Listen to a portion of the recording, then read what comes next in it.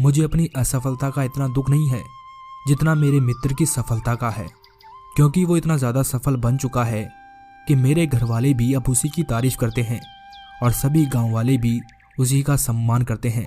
तो मुझे उसे देखकर ईर्ष्या होती है और उसे देख देख कर मैं दुखी होता रहता हूँ। उसकी बात सुनकर बौद्ध भिक्षु बोले कि अगर तुम्हारा मित्र असफल हो जाए तो तुम दुखी नहीं रहोगे, तब तो तुम खुश रहोगे।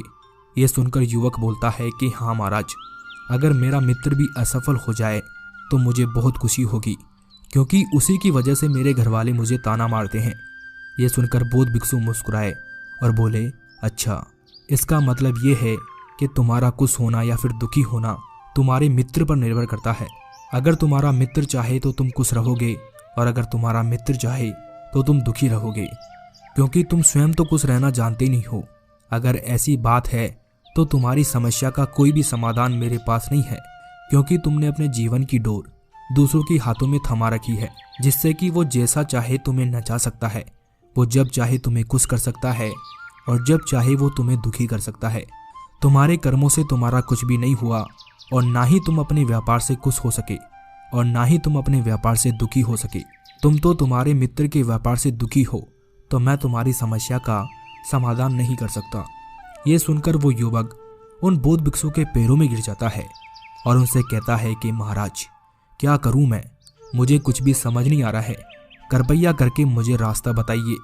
फिर बौद्ध भिक्षु उस युवक से कहते हैं कि मेरी बात हमेशा याद रखना बेटा, जब हम दूसरों से आशा करते हैं तो हम उन पर निर्भर हो जाते हैं। मान लो अगर मैं तुम्हारी समस्या का समाधान नहीं बताऊं तो तुम क्या करोगे?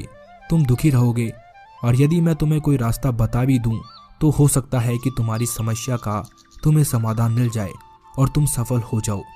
देखो बेटा, जो तुम्हारा मित्र तुम्हारे घर आता है वो तुम्हें अपने व्यापार के बारे में बताता है कि उसने कैसे अपने व्यापार में वृद्धि की, उसने कितना संघर्ष किया, तब जाकर वो इतने अच्छे मुकाम पर पहुंचा है। वो तो तुम्हें बस अपना अनुभव बता रहा है। अब ये तुम्हारे ऊपर था कि तुम उसको किस तरह से ले रहे थे। तुम चाहते तो उसके अनुभव का इस्तेमाल करके अपने व्यापार को बढ़ा सकते थे, लेकिन तुमने तो उसकी सफलता को देखकर दुखी होने में अपना सारा समय बर्बाद कर दिया। लोगों का तो काम ही यही है, वो आपको नीचा दिखाएंगे तो दिखाएंगे, जबकि समझदारी तो इस बात में थी कि जब तुम्हारा मित्र अपने अनुभव के बारे में बता रहा था कि किस तरह से वो सफल हुआ है, तो तुम भी अपनी बुद्धि का इस्तेमाल करके, उसके अनुभव के ज्ञान का इस्तेमाल करके अपने व्यवसाय को बढ़ाते।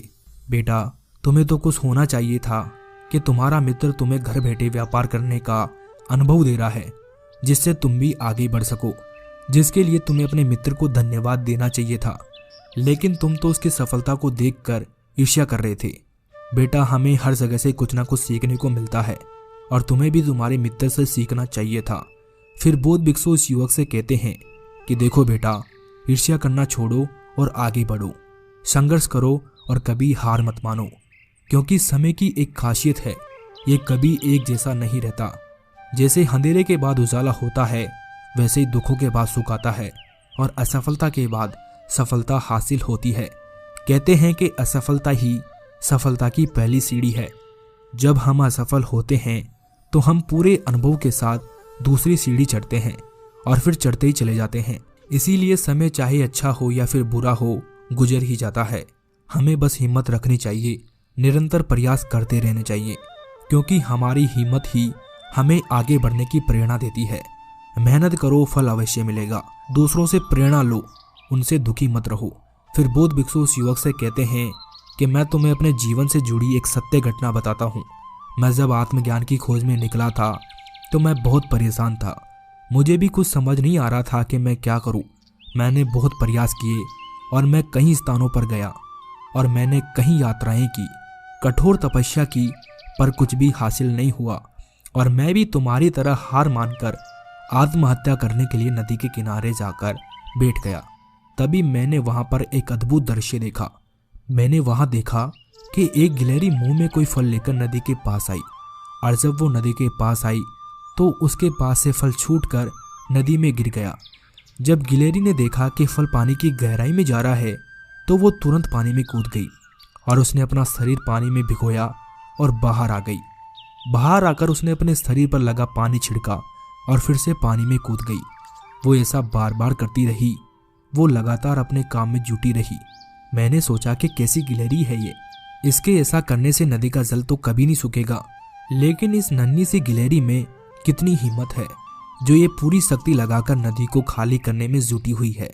उसे देखकर अचानक ही मेरे हृदय में एक विचार आता है कि ये तो गिलहरी है, लेकिन फिर भी अपने लक्ष्य को प्राप्त करने में जुटी हुई है कि उसे अपने फल की प्राप्ति हो जाएगी। और मैं तो मनुष्य हूँ। आत्मज्ञान प्राप्त नहीं हुआ तो मैं निराश होकर आत्महत्या करने गया। उस गिलहरी को देखकर फिर से मुझ में हिम्मत आ गई और मैं अपनी तपस्या में जुट गया। फिर एक दिन मैंने आत्मज्ञान प्राप्त कर लिया। अगर मैंने उस समय आत्महत्या कर ली होती तो आज मैं तुम्हारे सामने नहीं होता। देखो बेटा, सफल लोगों से हमें अनुभव मिलता है। हमें बस अपनी बुद्धि का इस्तेमाल करके अपने लक्ष्य को पूरा करने में जुट जाना है और हमें तब तक बिना रुके अपने लक्ष्य पर काम करना है जब तक कि हमें उसमें सफलता प्राप्त न हो जाए। क्योंकि एक दिन में किसी को सफलता प्राप्त नहीं होती। व्यापार में उतार चढ़ाव तो आते रहते हैं, उनका सामना करो। देखो कि पिछली बार तुमने क्या गलती करी थी, उस गलती को इस बार मत दोहराओ और निरंतर प्रयास करते रहो। देखना एक दिन तुम सफल अवश्य बनोगे। बौद्ध भिक्षु की ये बात सुनकर उस युवक ने उनका धन्यवाद किया और कहा कि महाराज, आपने मुझे एक नया जीवन दिया है। अगर आप यहाँ नहीं आते तो मैं कब का आत्महत्या कर चुका होता। अब मैं मेहनत करूँगा और फिर से व्यवसाय खोलूँगा। फिर बौद्ध भिक्षु उस युवक को अपनी झोली में से 2 सोने के सिक्के निकाल कर देते हैं और कहते हैं कि जाओ बेटा और अपना नया व्यापार शुरू करो। फिर वो युवक अपने घर लौट आता है और उन 2 सिक्कों से अपना व्यवसाय शुरू कर देता है और फिर धीरे धीरे उसका व्यवसाय बढ़ता ही चला जाता है और एक दिन वो सफल व्यक्ति बन जाता है। अगर दोस्तों आप मेरे से बात करना चाहते हैं तो आपको इंस्टाग्राम की लिंक हमारे चैनल के अबाउट सेक्शन में मिल जाएगी। वहां जाकर आप हमें फॉलो कर सकते हैं और आप हमसे आपके सवाल पूछ सकते हैं।